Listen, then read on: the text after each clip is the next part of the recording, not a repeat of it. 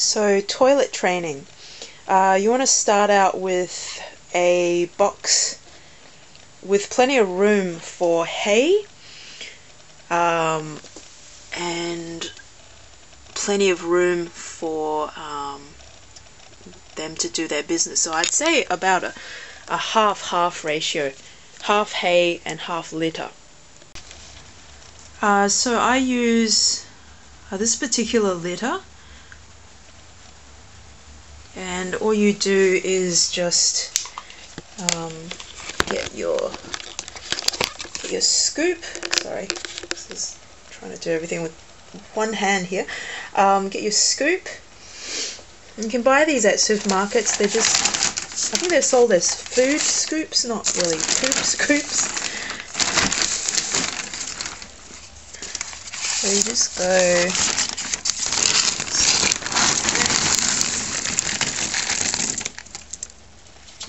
scoop,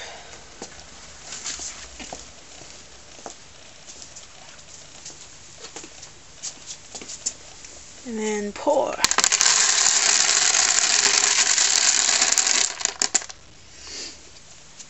So that's around about, well actually that's a little bit less than half. A little bit less than half is fine. So next we want the hay. So a bunny's diet consists of around about 80 to 90% hay. And as you can see, we've got a really good storage of it. You can buy bales of hay for up to like a meter long. It's not always convenient, especially if you're living in the city like I do. So if you don't have a friend who can take you to buy a bale of hay, hunt down some pet shops, or especially online sources where they actually can send hay to you. It is a necessity, not a choice. So your bunny's diet absolutely has to have a lot of hay, because it is essential to their survival. Please don't feed them rabbit mixes, because it's full of corn and wheat and things like that, which are very, very bad for bunnies. It can cause what's called gut stasis, which means that their gut will stop working. Their delicate stomach or digestive tracts cannot process the wheat and corn and that sort of thing. So you want a good grass hay, like Timothy or Oaten or Meadow even. So we just want to put, there we go, a good chunk of it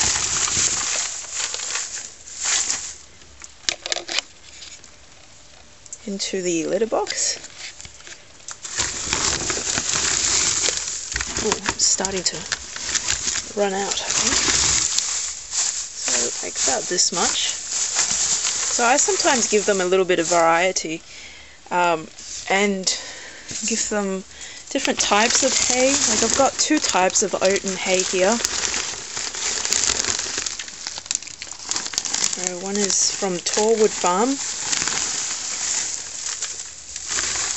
and the other one is just a normal, just a standard sort of bale, 1 meter. That's the 1 meter bale, and that's the smaller one.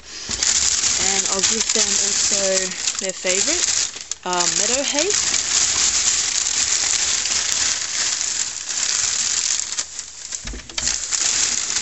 I mean, you don't actually have to do this. You can basically just give them oaten hay, and that's enough, really. So something like that. I know it looks a lot more than actually it is a lot more than half. I lied. It's, yes, just squish this over there so it looks like half. So you don't really need a lot of litter. You can actually, they'll actually use some of the hay for litter themselves. So if you place the box, if you place the box sort of near an area where you want them to eat and poop, then they should naturally just hop in there. But some bunnies may actually need a little bit of encouragement. You might want to wave a little bit of food in front of them. Bobby, Bobby, in you go, Bobby.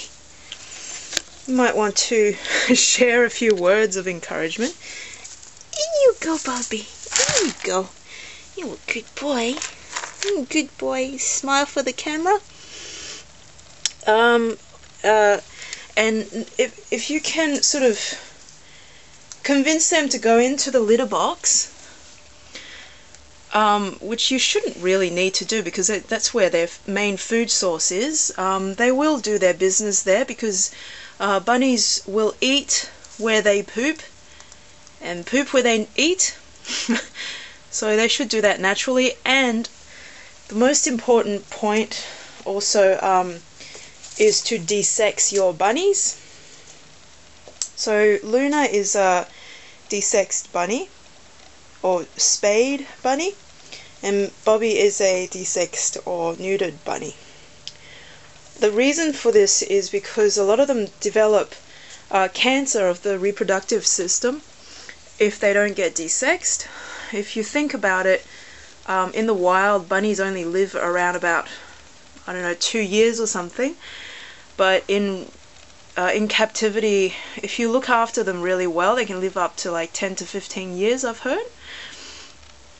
And also, they will be, most of them will be 100% with their toilet training if they get desexed. Because if they don't actually get desexed, they will tend to run amok and pee and poop, not everywhere, but in places where they will want to mark their territory.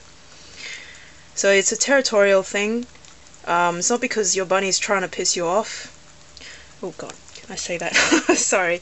But yeah, so your bunny will poop and pee where they want to mark their territory if they are undesexed. But if you desex them, their toilet training should be 100% in no time at all. So now I'm going to try to show you how to clean up a litter box. Now I've heard that people actually put plastic bags around the box, like in the bottom of the box. I don't like doing this, mainly because Bobby is very curious orally. He likes to chew on anything, so I'm terrified that he might actually eat the plastic bag. Okay, so what you want to do is get your scoop and sort of, you want to leave the old hay in there and change the hay. Like I pretty much change the hay once every day. They don't like to eat old hay for some reason. I guess, you know, if you ask us to eat leftovers versus fresh food, we'd probably always take the fresh food, although sometimes leftovers can be yummy. So you want to just sort of, there we go. If you want to just scoop the used material, I'm trying to do everything with one hand, sorry. I want to scoop the material, the used material like this, into the bag.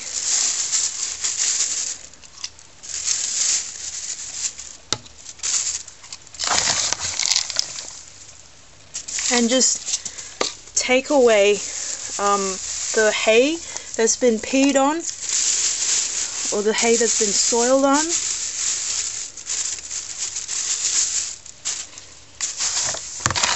And just clean that until, you know, you can see the bottom, like this, of course, until you can see the bottom. And I shall show you how to clean it properly as well. I mean, it's not really too hard.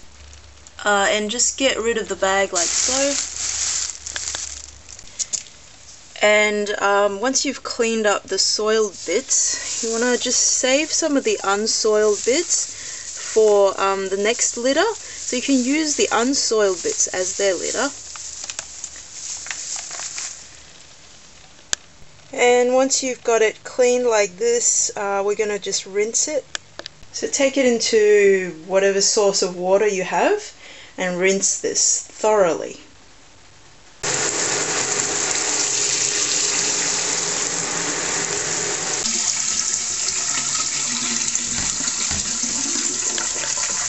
And then you just get a cleaning product and just like a bleach, and just gently squirt around the dirty areas and scrubbing thoroughly, and then rinsing very, very thoroughly. You don't want any chemicals at all to come in contact with your bunny, their food or anything like that. They are very, very sensitive to chemicals. And dry. So then once you have a clean box, you scoop up the litter and then place it into half of the box. You take the old sort of hay and you can just dump it sort of where the litter is, so that they can use it as litter. And again, filling the rest with a good grass hay like oaten or timothy if you live in America. So this is oaten hay. And the finishing product, got 2 clean litter boxes. Now bunnies don't belong in cages. You wouldn't put a dog or a cat in a cage. Bunnies are very, very intelligent and affectionate creatures, and they are very capable of a deep emotional bond. If you put them in a cage, they will get very, very bored, and they will start to be destructive. If they absolutely have to be in a cage, maybe just give them 5 hours a day at least for exercise outside of their cage. This ensures that they don't get bored. Now mine actually roams free, and they're quite happy. I truly wouldn't have it any other way. But you know, if you absolutely have to have them in cages, which I can't think of a reason why, give them at the very, very least 5 hours exercise. But please read up more about why bunnies shouldn't be in cages, their diet, as well as toilet training. They absolutely can be toilet trained, and in fact they take a lot less time to toilet train than a dog or a cat. I trained Bobby in 5 hours, and I trained Luna, well, I didn't actually even really have to train her because she was a grown rabbit when I got her. And yeah, that's pretty much it. They certainly take a lot less time to toilet train than children. I can tell you that much. Not that I have children, but yeah, I heard it takes like months and months and months to toilet train a human being. But with bunnies, it shouldn't take too long, especially if they are desexed. It's very important that you consider a shelter, getting your bunny from a shelter, because a lot of bunnies don't have homes, and people just get them because of their cuteness, and then they dump them like rubbish. Very, very important point. And they come from a shelter already desexed and everything's ready. Alright, thank you.